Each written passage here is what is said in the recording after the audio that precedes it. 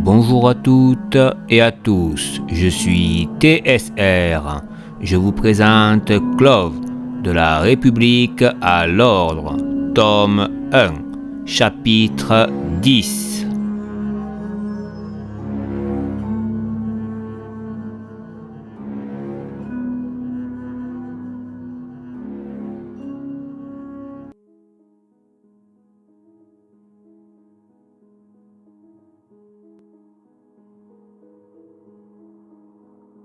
Après avoir pris le temps de se remettre de leurs émotions, le groupe doit repartir. Sora leur raconte qu'il avait trouvé 2 soldats qui s'étaient enfuis, et Tarwin lui contait son aventure avec la fameuse créature inconnue. Ils en étaient sûrs, ils doivent quitter ce monde au plus vite. Ils n'avaient pas le début d'une piste pour retrouver la porte de sortie et commençaient à être épuisés par le trop grand nombre d'énergie utilisée. Tarwin veut absolument découvrir la source de la forme qu'il a entrevue, mais les autres tentent de l'en dissuader sans grand succès. Il quitte le groupe qui s'était isolé dans un champ d'arbres fruitiers. Pourquoi est-il aussi omnibulé par ce qu'il ne comprend pas ? Demande la Vistis. Dorga, qui est perdu dans ses pensées, revient à lui pour répondre avec un ton nonchalant. Il a toujours voulu comprendre les complexités de l'univers, d'après sa mère. Il pouvait en être obsédé quand il n'arrivait pas à ses fins. Puis rajoute « Laissez-le faire, nous on devrait partir d'ici ». La jeune femme l'a écouté, puis se lève et part. Les autres ne tentent pas de l'arrêter. Elle rejoint le jeune Clove qui s'était avancé sur plusieurs dizaines de mètres. Tarwin, le jeune homme lui tournait le dos. Il n'aimait aucun son. « Il faut qu'on parte d'ici. C'est Dorga qui vous a persuadé. Vous n'avez qu'à partir sans moi. » La jeune femme se rapproche de lui pour se retrouver juste derrière. « On ne partira pas sans toi, » dit-elle d'un ton sûr. Le jeune Clove se retourne pour lui faire face. Il fait un pas de recul, son visage affiche un large sourire. Il accepta la proposition de la jeune femme, mais il souhaitait tout de même trouver des indices sur la forme qu'il avait aperçue. « Comment ça ? On peut partir ? Tu sais comment faire ?» dit-elle. « Oui, pourquoi ? Pas vous ?» Elle part rejoindre le groupe pour leur annoncer la nouvelle. Ils semblent tous ravis, sauf le Clove, qui était méfiant. Une fois tous réunis, il demande des explications au jeune homme.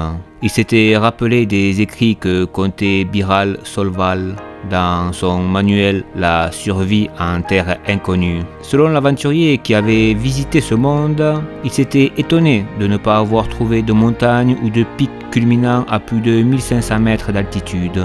Au loin, il y avait une chaîne montagneuse qui dépassait de loin les proportions décrites par l'aventurier, ce qui était selon lui un indice à ne pas négliger. « Pourquoi ne pas l'avoir dit plus tôt ?» lance Dorga d'un ton brutal. « Tu nous as laissé risquer nos vies juste pour qu'on te laisse t'amuser ?» reprit-il aussitôt. Il ne pensait pas mal faire, ne lui reproche pas ça, et en plus, ils sont arrivés au bon moment pour nous aider, dit la Vistis. « Nous aider, dis-tu ? Il a failli me tuer avec son attaque, » réplique le Clove. « Dorga, arrête de te plaindre, tu aurais dû éviter mon attaque, à moins que tu ne sois pas le digne héritier de l'art imaginiste de Claves, » répond Tarwin. La situation s'envenime entre les 2 hommes qui se font face. C'est Sudok qui les sépare en les éloignant d'un geste rapide. La joie qu'affiche le jeune homme agaçait Dorga. « La vie n'est pas aussi simple une fois que tu as quitté ton petit confort », rajoute Tarwin avant de partir en direction de la montagne. Alors que Sora et Chenel rejoignent le jeune homme, Sudok reste avec Dorga. Il essaye tant bien que mal de trouver des circonstances atténuantes à son jeune cousin, mais il ne pouvait que donner raison au Clove. Durant leur chemin, le Tyrien et la Vistis essayaient de comprendre la relation entre les 2 hommes, qui était ternie d'embûches. Le rang qu'occupait son aîné lui a donné la possibilité d'avoir accès à tous les privilèges qu'a droit un Clove. Tarwin n'avait droit qu'au mépris et à l'indifférence de son peuple. Il leur racontait son enfance dans les vastes plaines de Claves, les jeux auxquels il s'adonnait avec ses animaux de compagnie, même la relation privilégiée qu'il avait avec le roi des animaux. C'était le seul qui était pourvu de paroles. Avec les autres, il devait entrer en connexion énergétique pour communiquer. La Vistis était émerveillée d'apprendre qu'il s'adonnait à des courses de vitesse avec les phénix argentés de Claves. Il sentait qu'elle avait aussi une certaine affection pour les espèces animales. Il lui promit qu'un jour, il lui présenterait à tous ses amis. Mais elle savait qu'une Vistis ne pourrait jamais poser le pied sur la planète des Cloves. Elle lui sourit tout en continuant à l'écouter. Le jeune homme ne les voyait pas comme des ennemis, et eux non plus, mais il ne pouvait effacer des milliers d'années de guerre en un claquement de doigts. Puis c'est à Sora de raconter son histoire. Il était plutôt gêné, car il n'avait pas la même facilité que le jeune Clove à s'ouvrir aux autres. Il racontait tout de même son enfance dans le palais des Lumières de la planète Tarporan. Car oui, Sora était le troisième enfant du roi des Tyriens. La jeune femme se rappelait d'une histoire qui lui avait été racontée sur la famille royale, mais surtout sur la disparition de la princesse. Alors que Tarwin voulait connaître le nom de chaque membre de sa famille, le jeune homme se refermait sur lui-même, laissant apparaître un sentiment de tristesse qu'il tentait de masquer. Pour ne pas laisser le jeune Clove insister, Chenel change de sujet, ce qui réjouit le Tyrien. « Et moi, tu penses que j'ai grandi où ?» dit-elle. Il prit le temps de la réflexion, puis répond « Je pense que tu as grandi au milieu d'hommes qui passaient leur temps à se battre. » Dans un premier temps, elle fut surprise, puis elle rit. « Tu ne sais donc pas que les Vistis est un peuple composé à plus de 80% de femmes ?» Il pensait aussitôt à un peuple de femmes aussi effrayantes que Chenel. Puis sourit en espérant qu'elle n'allait pas lui proposer de visiter son monde. Un mouvement dans les environs alerte le jeune Clove. Il stoppe sa marche tout en arrêtant celle de ses coéquipiers. Il balançait ses yeux à la recherche d'une forme qu'il ne pouvait détecter. « Qu'y a-t-il » demande Sora. « Nous ne sommes pas seuls, » reprit-il. Le jeune homme concentrait son énergie dans ses yeux. Il regardait les alentours, mais encore une fois, il ne voit rien. « Sudok, ouvre les yeux et dis-moi ce que tu vois » s'écrie Tarwin. L'homme s'exécute. Il fait un panorama des lieux, puis découvre un élément qui le trouble. « C'est impossible » murmure-t-il. Les deux hommes sont rejoints par le reste du groupe. « Que vois-tu » demande le jeune Clove. « Il y a une traînée d'énergie qui se déplace, mais je n'arrive pas à en découvrir la source. » Le jeune homme observe à nouveau les environs. Il désactive son armure qui rentre dans son bracelet. Il se sent à nouveau respirer. « Tu fais quoi, Tarwin ?» demande la jeune femme. « J'utilise mieux mon énergie sans mon armure. »« Tu continues à vouloir satisfaire ton envie de découvrir l'inconnu, mais à quel prix ? Sommes-nous en danger ?» demande Dorga. « Non, je ne pense pas. Il veut communiquer, » reprend aussitôt Tarwin. Son énergie se répand comme une brume. Elle reste à hauteur de sol. Le périmètre s'étend sur plusieurs dizaines de mètres. Ils ont tous ressenti sa présence. Mais cette fois-là, le Tyrien remarque quelque chose de différent. Il ne cherche pas à communiquer. L'énergie analyse son environnement. Puis, une fluctuation se produit dans la masse énergétique, mais le jeune Clove n'a pas le temps de réagir, car elle pénètre les abords de sa zone. Il l'étend sur plusieurs mètres de plus et attend de piéger sa proie. « Ce n'était rien. Repartons » lance Dorga. Tarwin partit d'un mouvement rapide et contrôlé. Il venait de parcourir plusieurs mètres en moins de quelques secondes. Concentre son énergie pour ériger une barrière. Il venait d'anticiper les mouvements de cette masse qui l'intriguait. Une forme lumineuse apparaît face à lui. Il n'arrive pas à distinguer de morphologie bien précise, juste une lumière aveuglante. « Qui es-tu ? Pourquoi tu nous suis ?» demande-t-il. « Vous n'êtes pas dans votre temporalité » dit la masse lumineuse. Il distingue une voix aiguë avec une intonation presque mystique. « Vous devez quitter ce lieu au plus vite. rajoute la forme lumineuse qui prend une voix de plus en plus féminine. « Qui es-tu ? Je ne partirai pas sans savoir, » annonce Tarwin. La luminosité diminue pour laisser place à une forme des plus intrigantes.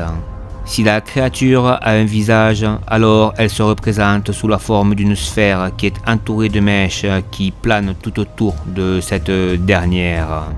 Son corps, qui est muni de 2 bras et 2 jambes, qui ne touchent pas le sol, eux aussi sont entourés d'un halo lumineux. Malgré la diminution de la lumière, il distingue une multitude de couleurs qui se déplacent sur son corps. Les 4 autres membres de l'équipe se rapprochent à petits pas. Le Savaran ouvre ses yeux pour mieux comprendre ce qu'il a face à lui. Il ne distingue que de l'énergie. Mon peuple est venu sur ce monde pour le protéger d'une créature. Nous ne sommes pas parvenus à la détruire, alors nous avons décidé d'enfermer ce monde dans une bulle de temps pour qu'elle ne puisse plus s'échapper, mais aussi que personne ne puisse y rentrer. Vous êtes arrivés à y rentrer, ce qui est impossible.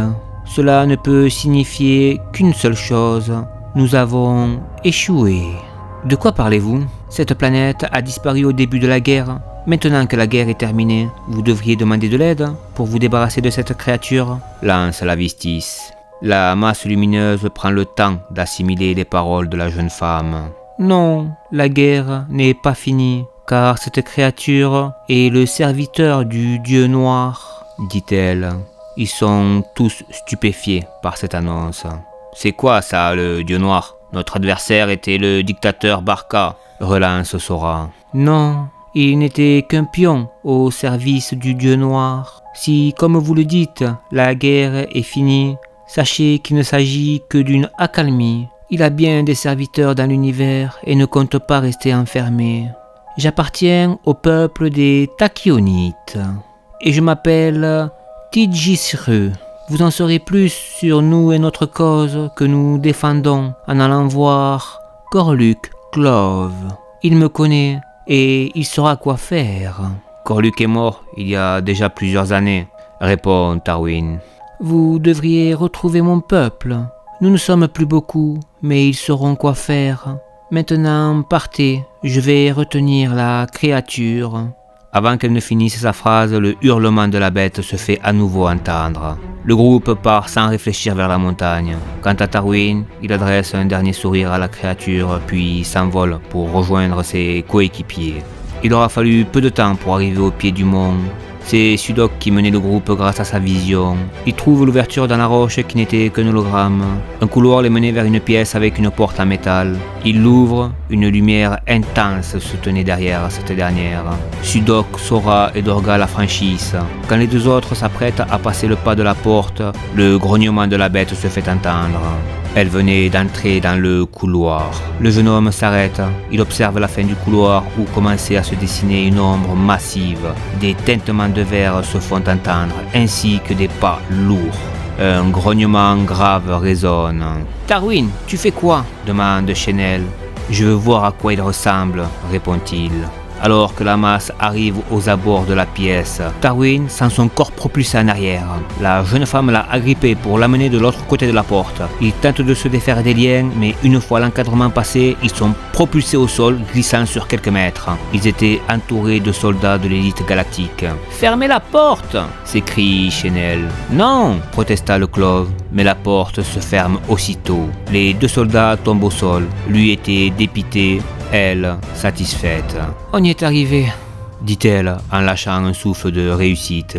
Le jeune homme ne répond pas. Le commandant les rejoint, il était content de les revoir, surtout quand il vit le sourire que les 2 soldats venaient de se partager. Les soldats de l'élite galactique qui étaient mandatés par Didrion pour assurer la protection des lieux en cas d'intrusion malveillante sortis de la pièce. Le commandant, lui, amena ses élèves pour un débriefing sur la situation. Au même moment, des robots de protocole s'affairent à sécuriser les lieux. Une des machines se connecte à une borne de matérialisation. Elle en sort un boîtier, puis le range dans son coffre situé au niveau de son plastron qui se referme aussitôt. Le robot s'éloigne du groupe de machines, sort de la pièce et part vagabonder dans les couloirs. Elle rejoint une pièce située à plusieurs bâtiments plus loin. Elle était attendue par le soldat au casque fendu en deux. Il prit le boîtier et disparut dans la pénombre de la salle.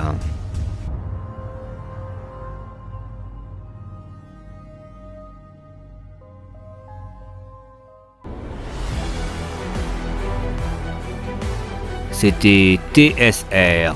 Je vous remercie d'avoir suivi cet épisode. Je vous dis à la semaine prochaine.